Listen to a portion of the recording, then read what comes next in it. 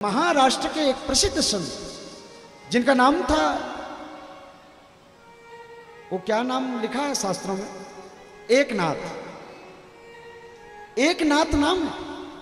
मैं भक्तमाल की कथा में पढ़ी, इनकी कथा बहुत अच्छी लगती मुझे।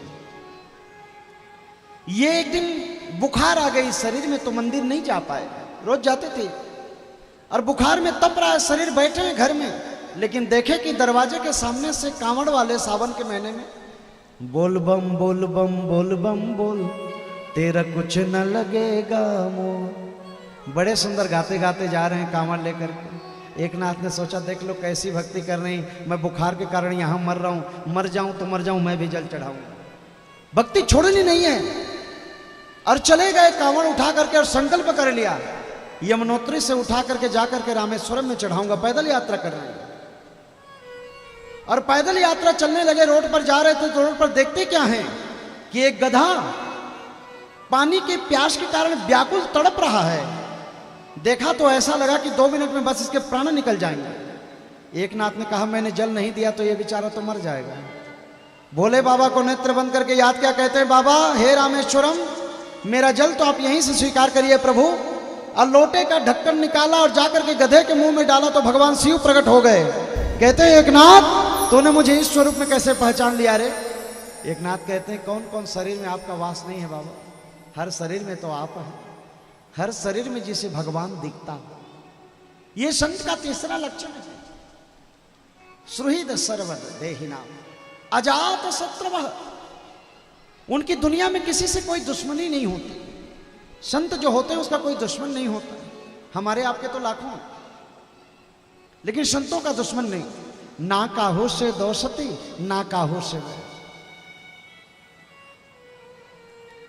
और बताऊं ना, वो बड़े शांत होते हैं, कभी किसी से झगड़ा करते नहीं, जहां बैठे चुपचाप शांति से बैठे रहते हैं, बड़बड़ बड़बड़ नहीं करते। ये संत का लक्षण है 5 प्रकार के। और ये लक्षण दिख जाए तो उनकी चरण पकड़ लेना।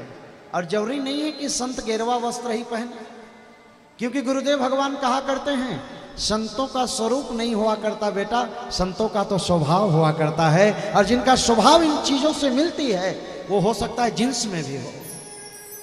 अब जरूरी थोड़ी है कि मैं भी आसमान पर बैठा हूं, इतना लंबा तिलक लगा के बैठा हूं, संतों का नाम ब्रह्म है। संत का स्वरूप नहीं स्वभाव हुआ करता है। और ऐसा स्वभाव दिख जाए मां तो उनके पास में जाने से कोई खतरा नहीं है।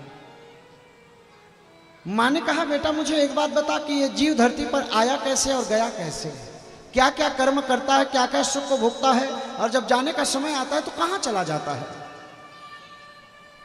कपिल देव भगवान कहते हैं मां ये जीव सबसे पहले गर्भ में जाकर के प्रवेश करता है। प्रकृति और पुरुष का मिलन हुआ तो गर्भाशय में जाके प्रवेश किया। पहले महीने में पानी की बुलबुले की तरह दिखा, और दूसरे महीने में ये पानी का बुलबुला थोड़ा सा बड़ा हो गया, और तीसरे महीने में मां के गर्भ में मांस का लुथरा तैयार हो रहा है। मांस का लुथरा क्यों कहा? ये जो ऊपर की चमड़ी होती है तीसरे महीने में गर्भ के भीतर नहीं होता बच्चे के। और अक्सर देखना माताओं के गर्भ से जो गर्भपात होता है केवल तीसरे चौथे महीने में ही ज्यादा होता है, जिसे कहते हैं मिस गैरेज। क्यों होता है? उसका कारण यह है कभी यहां उंगली में थोड़ी कट जाए, सर्फ साबुन शैंपू अचार मिर्च पड़ जाए तो कितना जलता है ना। ठीक वैसे ही तीसरे महीने में बच्चा यदि गर्भ में है, मां ज्यादा मिर्च वाली चीज खा ले, अचार खा ले, ज्यादा गर्म चीज खा ले तो डायरेक्ट असर उस बच्चे पर पड़ जाता है, बर्दाश्त नहीं कर पाता, मर जाता है। और जो बच्चा बर्दाश्त कर ले मां, वो मां की कुक्षी पर काल कोठरी में गर्भाशय में पड़ा पड़ा 9 महीना उल्टा लटकता है। मां के गर्भ में जब बच्चा आता है ना, पैर ऊपर और सिर नीचे। हम सब का वही हसर हुआ है। जरा कभी 2 मिनट के लिए लटक के देखना तो कितना मजा आता है। और ये बच्चा जब आता है तो 9 महीना उल्टा लटकता है। इसीलिए तो शास्त्रों में कहा है कि गर्भवासम समम दुखम न भूतो न भविष्यति। गर्भवास के समय में जीव को जितनी पीड़ा गर्भ के भीतर होती है, न भूतो न भविष्यति, न कभी हुआ है न कभी होगा। इतना कष्ट है। बोले क्या कष्ट है? बोले छोटे छोटे कीटाणु काटते रहते हैं मां, काल कोठरी में पड़ा पड़ा। बच्चा पैदा होने का समय आता है, कभी कभी देखना डॉक्टर लोग कहते हैं बच्चे के मुंह में गंदा पानी चला गया। कहां से आ गया गंदा पानी? पेट के भीतर कहां से गंदा पानी? गंदा पानी कहने का मतलब यह है मलमूत्र की थैली के बगल में गर्भाशय, और मलमूत्र ही उस बच्चे के मुंह में चला जाता है, जिसे डॉक्टर लोग कहते हैं गंदा पानी। और भीतर जब ये कीटाणु काटते रहते हैं छोटे छोटे, ये जीव चिल्लाने लगता है, भगवान को पुकारने लगता है, प्रभु एक बार बचाओ, मुझे इस नरक के द्वार से निकालो। भगवान आ गए गर्भ के भीतर, कहते हैं बता क्यों चिल्ला रहा था? बोले एक नरक से मुझे एक बार बाहर कर दो।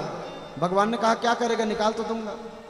बोले आपके नाम की झड़ी लगा दूंगा, जीवन भर आपके नाम के जपूंगा, वादा करो। भगवान ने कहा वादा मत करना, जो भी गर्भ में आता है बेटा यही बोल के जाता है, हम सब भगवान से वादा करके आए, याद रखना कि तेरे नाम को जपूंगा। कितना जपे हैं हो? आज तक कितना जपे हैं? भगवान से कह के तो आगे मैं तेरे नाम की झड़ी लगा दूंगा, कितना जपे हैं जरा बताइए। और वहां से कसम खा के आए ना सब। भगवान ने कहा चल तेरा मेरा नाम जपेगा तुझे निकाल देता हूं बाहर। प्रसव की एक वायु आई और बच्चे को ढकेला गर्भ से, तो बच्चा बाहर आ गया गर्भ से। माँ ने कहा सुख मिला होगा? बोले ना माँ, सुख की कामना मत करना। बोले क्यों? जहां पर पुस्तकालय लिखा रहता है क्या मिलता है माँ? बोले पुस्तक मिलता है। और जहां पर औषधालय लिखा रहता है वहां क्या मिलता है? बोले औषधि मिलती है। तो जहां पर दुखालय ही लिख दिया है तो कहां सुख मिलेगा? ये दुनिया को जब भगवान ने बनाई तो एक साइन बोर्ड टांग दी है, दुखालयम अस्य शाश्वतम। यहां केवल दुख ही दुख है, यहां आने के बाद सुख की कामना मत करना माँ। माँ ने कहा लेकिन अरे बेटा गजब करता है, छोटा बच्चा है, क्या कष्ट हो सकता है बता तो। कपिल देव भगवान कहते हैं छोटा है यही तो कष्ट है, बेचारा बोल नहीं सकता, मच्छर काटे, डेंगू काटे, खटमल काटे, बोलेगा थोड़ी, चिल्लाएगा रो रो के। अब चिल्लाने की आवाज को सुनकर के माँ दौड़ी दौड़ी आई और दूध पान करा रही है। शायद भूख लगी होगी बेटा को, तबीयत और बिगड़ गई। चलो धीरे धीरे बच्चा बड़ा हो रहा है, अब स्कूल जाना चालू कर दिया। माँ ने कहा अब खुशी मिली होगी, अब तो बड़ा हो गया ना, समझदार हो रहा है। बोले ना माँ, कष्ट और बढ़ गया जीवन का। बोले क्यों? जितना वजन बच्चे का नहीं है उतना उससे ज्यादा वजन तो उसके बेग का है। कॉन्वेंट स्कूल जाएगा वो, क्या पढ़ेगा वहां जाकर? बोले मात पिता बालकनी बुलावा, अब उधर भरा सोई धर्म सिखावा। पेड़ जीने की कला सीखेगा, नौकरी वोकरी करेगा तो माता पिता को पोषेगा वो, और क्या करेगा? हर विद्यालय में जाओ तो पेड़ जीने की कला ही तो सिखाती है। केवल भागवत विद्यालय ऐसा है जहां जीने की कला सिखाई जाती है, मुक्ति की कला सिखाई जाती है। आहा, पढ़े लिख करके थोड़ा बेटा बड़ा हो गया, जवान हो रहा है, कहते हैं अब सुख मिला। बोले ना, जवान हुआ तो माता पिता ने विवाह कर दिया, एक पत्नी जीवन में आकर के जुड़ गई। बोले अब तो बड़ा सुख मिलता होगा, पत्नी आ गई है। बोले ना माँ, और झंझट है। क्या झंझट हो गया? बोले अब तो बेचारा कोल्हू का बैल बन गया, परिवार की जिम्मेदारी आ गई। विवाह हुआ तो जिम्मेदारी आएगी ना। अब उसकी लिपस्टिक की व्यवस्था, साड़ी की व्यवस्था, ब्यूटी पार्लर की व्यवस्था सब करेगा बेचारा।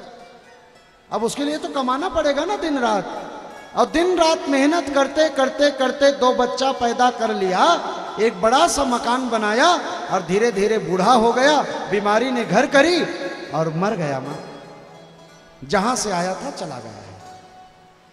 माता देवती ने कहा इतने के लिए आया था दुनिया में? हाँ तो बताइए ना, इससे ज्यादा और कुछ करते हैं क्या?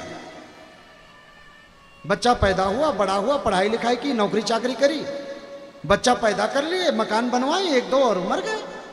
और कुछ हो रहा है संसार में शेखर बाबू? और कुछ होता है?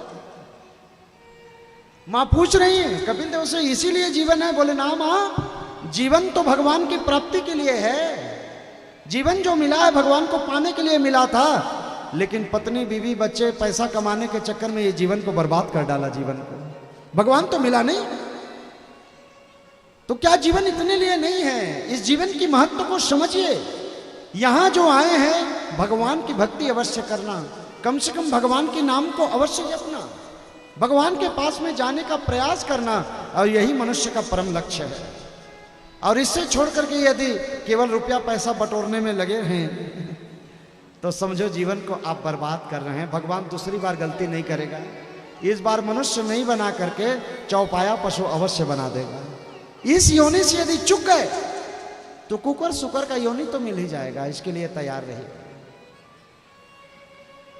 माता देवहूति को ऐसा प्रवचन सुनाया यहां पर कि माता देवहूति का शरीर शिथिल हो गया, और 9वीं भक्ति के बाद 10वीं भक्ति को प्राप्त हुई मां शरीर जल के रूप में परिणित हो गई सुनते सुनते।